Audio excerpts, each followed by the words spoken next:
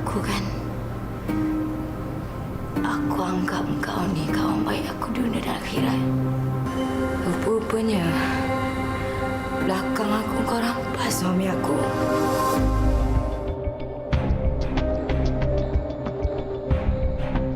Backstab ni adalah something yang dikhianati oleh someone to us. So this feeling is the worst feeling lah. Belakang ni terjadi lebih kepada perhubungan rapat antara adik-beradik, kawan-kawan, rakan sekerja, jiran tetangga.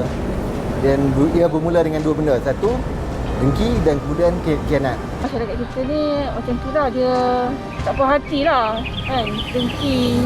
Masing-masing ada keinginan dan kehendak yang berbeza. Ada orang nak ke depan, dan cara dia nak ke depan ialah dengan memusnahkan orang lain ataupun membunuh orang lain.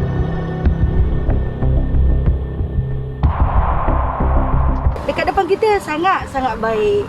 Tapi buat belakang, dia tikam kita dari belakang. Pengalaman kawan tikam belakang ni banyak lah. Dari zaman sekolah sampai dah kerja pun. Biar je lah dia macam tu lah. Kalau dia dah tak boleh nak berubah. Orang masam muka ke depan, lagi better daripada orang manis muka ke depan, belakang dia tembak kita. Tujuan dia simple je. I'm jealous with his promotion, I'm jealous with salary, I'm jealous with his car, I'm jealous with everything. So Nawai tu memang it's just to kill somebody sebab he's better than me. Itu je. Sebagai orang yang dah berumur macam saya ni, saya dah pass through that stage. Saya maafkan semua orang yang telah membuat saya. Jadi doesn't affect me anymore. Jualan pun macam merundum lah kan. Sebab dia nak lebih pada kita kan. Jangan buatlah macam tu kan pada orang. Maknanya pada orang lah kan. Sebab kita ni kalau kena pada kita baru tahu kan macam mana. Kadang-kadang kita tahu siapa yang bakal menikam kita dari belakang. Itu rasanya yang paling nasihat paling bagus lah. Jangan kita menikam orang.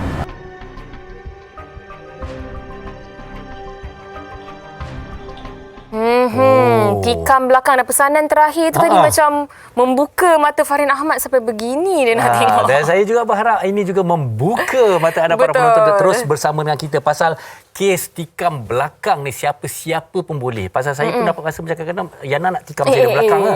Jaga-jaga Cik Fahrin. Tak ada, tak kita kawan baik kan. Tapi bercakap tentang tikam belakang ataupun pengkhianatan ni, kita ada beberapa orang tetamu yang sudah pun terhubung di atas talian. Elok kami memkenalkan ketiga-tiga tetamu kita. Kita bersama dengan Syahidatul Intan yang merupakan perunding motivasi kita.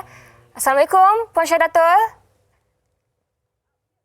Okey, mungkin unmute-kan mikrofon anda semua untuk peringkat awal ni. Okey, kita dah nampak ketiga-tiganya dan seterusnya bersama dengan rakan selebriti kita, Azhar Elite. Assalamualaikum Azhar. Raza Elite. Dan juga bersama dengan Nashrah Zainuddin, seorang usahawan. Okey. Apa khabar semua? Boleh dengar ke? Okey, kami tak dengar dan penonton tak mendengar suara anda kerana mungkin masih lagi di-mute-kan agaknya mikrofon anda. Ya. Mungkin boleh unmute-kan.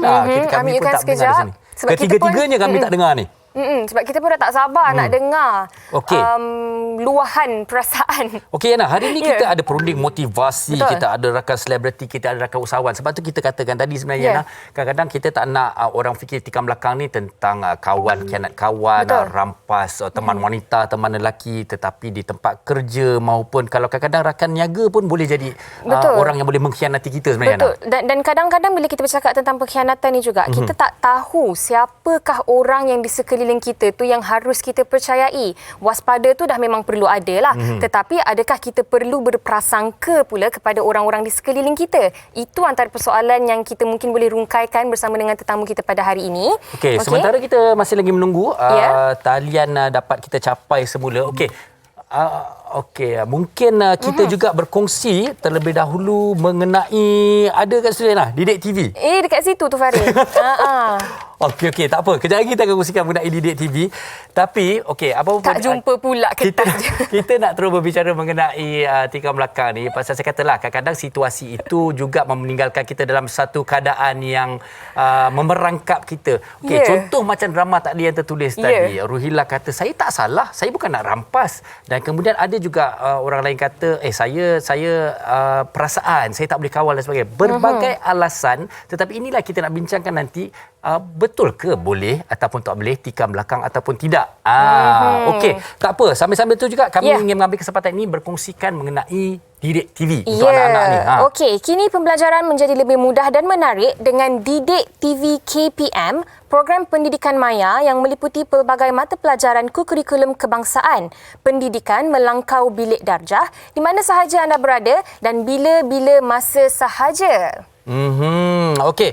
Dan juga ikuti Didik TV KPM setiap hari dari 7 pagi hingga 12 malam. Lama tu. 7 pagi hingga 12 malam bermula 17 Februari di NTV7 dan YouTube NTV7 Malaysia. Baik, satu inisiatif yang kira sangat hebat sebenarnya, Yana. Didik TV akan bermula bersiaran, sekali lagi saya ulangi, 17 Februari. Bermakna anak-anak dapat boleh melayari ataupun menyaksikan ataupun mendapat ilmu daripada Didik TV ini dari jam 7 pagi hingga 12 malam. Betul, Yana. 8 jam secara total. Dan saya kira ini adalah usaha yang sangat-sangat baik. Dan usaha ini juga saya kira kita semua harus mainkan peranan juga. Kadang-kadang ibu bapa juga boleh monitor anak-anak anda di hadapan kaca televisyen.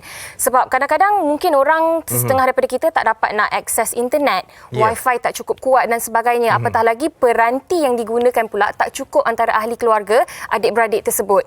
Jadi dengan adanya Didik TV ni, semua boleh duduk di hadapan kaca televisyen, termasuklah ibu dan ayah yang work from home tu, untuk bersama-sama belajar dengan anak-anak kita, dan secara tak langsung kita juga dapat melihat bagaimana proses pembelajaran anak-anak kita. Memang bak kata saya selalu saya ulangi mengenai pendidikan tentang norma baharu ini, bahawa anak-anak sebenarnya tidak boleh ditidakkan kerana ilmu dan pendidikan adalah hak mereka. Jadi masing-masing harus mengambil peranan yang proaktif untuk terlibat dalam isu ini. Okey, baik, kita kembali ke talian bersama dengan Syahidatul Intan, perunding motivasi kita, untuk kita mendapatkan pandangan mengenai topik kita hari ini, tikam belakang ni. Ramai yang tak sabar nak tunggu tikam belakang ni. Bukan nak menikam belakang lah, tapi nak tahu pasal topik ni. Assalamualaikum. Puan Intan boleh dengar ya? Yes, boleh dengar. Waalaikumsalam. Okey, masih lagi dengan mood tahun baru Cina agaknya, berbaju merah pada hari ini. Okey, Puan Intan, kalau kita bercakap tentang tikam belakang ni kan, mungkin Puan boleh mulakan dengan berkongsi apa sebenarnya antara situasi-situasi yang terjadinya tikam belakang ataupun pengkhianatan ni. Dia tikam belakang ni adalah satu simptom untuk situasi yang lain sebenarnya. Dan dia selalunya bermula daripada orang yang tak yakin dengan diri dia sendiri. Dan dia pendam perasaan tu, dan bila perasaan tu dah tak dapat dipendam lagi, dia akan melalui apa yang kita panggil emotional hijack, ataupun dia tidak boleh mengawal emosi dia lagi, dan dia tak boleh nak buat apa, jadi dia memilih untuk tikam belakang. Sebab contoh dia, kalau dia iri hati, dia berniaga dan dia iri hati dengan pesaing dia. Dia tak dapat nak fikir macam mana dia nak buat sesuatu supaya perniagaan dia naik dan sebagainya. Tapi dia sangat-sangat iri hati, bila dah tak boleh tahan sangat, dia akan memilih untuk tikam belakang. Sebab dia ingat kalau dia tikam belakang, katakan pesaing tu nombor 1, dia akan beri peluang pada dia, perniagaan dia akan naik. Which is totally salah. Sangat-sangat salah. Kalau tanya orang yang berniaga dah lama, mereka akan tahu memang cara tu memang tak akan menjadi. Kalau kita tikam belakang, tak adanya akan buka rezeki kita lebih luas. Okey, orang kata tak ada keberkatan lah kan. Di situ memang jelas lah kita tahu benda tu sememangnya salah. Okey, tapi tadi juga ada perkaitannya dengan emosi yang tidak terkawal. Tapi macam saya kata tadi, kadang-kadang ada orang cuba menjustifikasikan itu adalah hak dia. Benda yang dilakukan tu adalah benda yang betul, walaupun secara hakikatnya, teknikalnya salah. Memang ramai orang macam. Jadi apa nasihat ataupun bagaimana kita nak tahu orang jenis macam ni? Okey, kalau macam kita sendiri berniaga, kita nak berhati-hati, berwaspada dengan orang yang kita kelilingi. Kalau macam saya suka lebih mendengar bila bergaul dengan mereka, saya suka mendengar apa yang diorang cakap tentang orang lain. Sebab itu akan melambangkan apa nilai dia. Kalau dengan kita, dia boleh hentam orang lain, belakang kita, dia akan hentam kita. Selalunya macam tu. So kita kena berhati-hati. Dan selalunya mereka bila dah terlalu emosi, dia dah tak rasional. Dia betul salah tu dah tak ada. Dia akan kata, memanglah saya patut hentam dia sebab dia sakit hati saya ke, dia belagak sangat ke. Kadang-kadang kita tengok orang komen dalam social media, orang yang berjaya, dia nak tunjuk rumah dia, kereta dia. Dah ada dia yang trigger, kita panggil dia tersentap, kata tak maulah belagak sangat kan. Itu adalah tanda-tanda iri hati. Banyak yang dah dikongsikan oleh Puan Intan kita, dan kita juga bersama dengan dua orang tetamu lain kita di talian. Kita bersama dengan Puan Nashrah Zainuddin yang merupakan seorang usahawan. Assalamualaikum Puan Nashrah. Dan bersama juga dengan Azhar Illit. Okey. Assalamualaikum Azhar. Okey, nampaknya kita masih lagi tidak boleh mendengar Nashrah dan juga Azhar. Mungkin saya Azhar dengan Nashrah kena pegang telefon juga. Tapi mungkin kita boleh tanya kembali kepada Puan Intan lah. Kalau tadi kita bercakap, Puan Intan ada cakap tentang iri hati. Dan iri hati ni saya kira adalah lumrah manusia. Kita sebagai seorang manusia ada fitrah untuk rasa iri hati, rasa cemburu. Tetapi wajarkah kepada kita untuk tikam belakang seseorang, mengkhianati seseorang sedangkan orang itu sudah pun memberi kepercayaannya kepada kita? Kira kawan baik, rakan karib. Itu yang menjadi isu ni sekarang ni bila cakap pasal tikam belakang ni. Ya Puan, silakan. Selalunya orang yang tikam belakang, dia pemikiran dia tidak meluas, ataupun dia masuk berniaga tetapi minda dia tidak mempercayai bahawa rezeki itu sangat luas sebenarnya. Kalau dia dengan rakan karib dia buka perniagaan yang betul-betul sama pun, kalau ramai pun pelanggan pergi dekat rakan karib dia, dia masih ramai lagi pelanggan yang dia boleh cari. Jadi jadi kalau kita nak berniaga misalnya, kita harus luaskan pandangan, melihat rezeki itu seluas-luasnya. Sebenarnya memang sangat luas. Dan pada hari ini sebenarnya lagilah, kalau anda buka kedai di Tawau, Sabah sekalipun, kalau orang Tawau beli dekat kedai pesaing, anda masih ada satu Malaya boleh beli dari kedai anda online.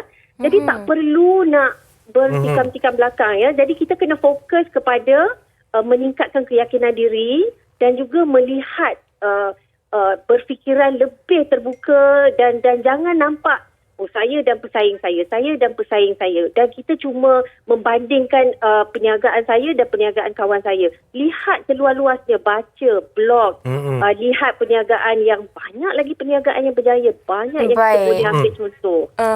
Jadi berbanding kita melihat kepada orang lain, lebih baiklah kalau kita fokus kepada perkembangan diri kita sendiri. Okey, kita ucapkan terima kasih kepada perunding motivasi kita pada hari ini, Puan Saidatul Intan, kerana bersama dengan kita. Kalau kita cakaplah sebenarnya berniaga ni, berniaga yang dengki orang dan sebagainya memang takkan bertahan lama. Betul, tak ada keberkatan tu. Okey Puan. Terima kasih Puan Saidatul Intan. Okey, kita terus bersama dengan Nashrah Zainuddin. Sekurang-kurangnya kali ini kita membuat panggilan telefon. Kita boleh dah lihat wajahnya tadi, tapi kita mendengar suaranya sekarang. Assalamualaikum Nashrah. Hello Nashrah. Okey, masih lagi menanti Nashrah di talian, tetapi saya kira apa yang telah dikongsikan oleh Puan Intan tadi pun masih berhari raya Cina lagi. Sebab tu masih terganggu sikit kita cuba dapatkan pasal topik dia cukup menarik. Okey, Assalamualaikum Azhar. Kalau Azhar masih di talian, boleh dengar agaknya? Waalaikumsalam. Alhamdulillah. Dengar pun kakak awas kita ni. Apa khabar Kak Azhar? Baik, alhamdulillah Yana dan juga Farin. Okey, Kak Azhar, topik kita hari ini pasal tikam belakang. Okey, mungkin Azhar Illit boleh berkongsi pernah ataupun tidak mengalami situasi di mana pernah ditikam belakang. Ataupun anda yang menikam. Gurau je. Saya tak pasti kerana bagi saya tak pernah kisah pun orang tikam belakang ke apa, sebab saya percaya pada rezeki. Okey. Sebab saya tak pernah ambil tahu pun bila orang tikam saya. That's why saya macam bila ada topik yang sebegini saya cakap macam mana saya cakap Saya rasa macam pernah lalui tapi saya tak pernah kisah pun. Sebab apa? Bagi saya sekiranya contohlah dalam kita mencari rezeki, sekiranya ada orang yang ingin ke depan, selalunya kalau sahabat kita sendiri, kita merasakan yang kenapa dia bersikap macam tu sebab kita at last kita akan tahu. And kalau kita tahu kawan kita dah buat macam tu, kita secara tak langsung boleh ambil sikap keluarlah daripada toxic friends ni. Selalunya toxic friends ni yang akan buat macam tu. Tapi since Kak Azhar sendiri tak pernah bukan tak pernah rasa, pernah. Cuma Kak Azhar ambil pendekatan yang very simple and I don't give a damn. I memang buat tak tahu je. Alam tak lah, whatever lah. Saya sering ada sikap whatever dalam friendship. Maknanya putuskanlah persahabatan yang macam tu. Dan bukan kita yang membalasnya. Betul, biar kita dah tahu sikap dia macam tu, so kita kena hati-hati. Bukanlah maksud kita ni nak putuskan persahabatan. Tak. Cuma kita ada, kalau dulu kita share rahsia all together, and itu sangat bahaya sebab bagi Razak, you kena ada simpan macam kata you percaya dekat kawan you, tetapi you kena simpan ada beberapa persen lagi untuk diri sendiri. Ataupun kena berhati-hatilah ya Kak Azhar. Yes. Saya ni kalau nak cakap pasal tu, saya seorang yang berhati-hati. Okay. That's why sebab sampai sekarang ni saya tak pernah rasa yang ada orang bersikap yang tikam belakang kepada diri saya sebab tak hati-hati saya tu. Dan satu lagi sebabkan sikap orang kata macam whatever tu, jadi saya macam kalau dah tahu dengar-dengar je, keluar telinga kiri, telinga kanan macam tu, and then you kena ada buat bonding sikit lah antara kawan you tu. Okey Azhar, terima kasih banyak pandangan, satu sudut pandang daripada seorang selebriti. Okey baik, dari sudut pandang seorang usahawan pula, kita bersama dengan Nashrah. Kita harap beliau dah berada di talian dan kita boleh dengarkan suaranya. Salam. Dengar tak? Dengar dan boleh lihat pula sekarang ni. Okey, Nashrah, mungkin Nashrah boleh kongsikan dari sudut perniagaan apabila ditikam belakang ataupun pengkhianatan ni, pernah ataupun tidak melaluinya? Situasi-situasinya. Okay, so basically saya pun sama lah lebih kurang macam Kak Azhar tadi kan. Kita kadang kita rasa macam kita tak terlalu sangat ambil pot sangat lah. Okay, tapi apa yang pernah saya mengalami adalah bila mana kawan sendiri kawan sendiri ataupun kita panggil friends lah. Kita panggil friends yang kita percaya dan kita pernah membantu saat dia susah. So basically selalunya orang yang kita rasa kita rapat, yang kita close, and selalu dalam business kita bawa masuk dalam company, okay? Kita pun tak tahu apa yang berlaku ataupun mungkin dia ada terasa hati dengan kita. So apa baik-baik kata-kata yang dia berkongsi kepada mungkin dalam sudut company kan. So benda tu jadi virus and pernah saya face dia serentak, semua staff berhenti serentak. Baik. So apa yang saya pernah face lah. So itulah pengalaman saya. Ya, dan lebih menyakitkan bila orang itu adalah kawan baik kita. Orang kepercayaan. Okey. Kita cakap terima kasih sekali lagi kepada Nashrah Zainuddin, seorang usahawan bersama kita pada hari ini, dan kepada para tetamu juga para penonton. Kita mungkin mohon maaf di atas mungkin cabaran teknikal kita pada hari ini, tapi sedikit sebanyak sekurang-kurangnya Yana, kita dah dapat beberapa input yang menarik, yang padat untuk dijadikan panduan untuk kita. Betul, dan saya tertarik untuk berkongsi sekali lagi apa yang dikatakan oleh pakar motivasi kita pada hari ini, iaitu Puan Intan. Beliau berkata jangan kita melihat kepada orang lain, tetapi fokus kepada diri kita sendiri agar tidak berlakunya tikam belakang ni kemudian hari. Perlu simpan rasa curiga. Kita berehat seketika, kembali lagi selepas ini.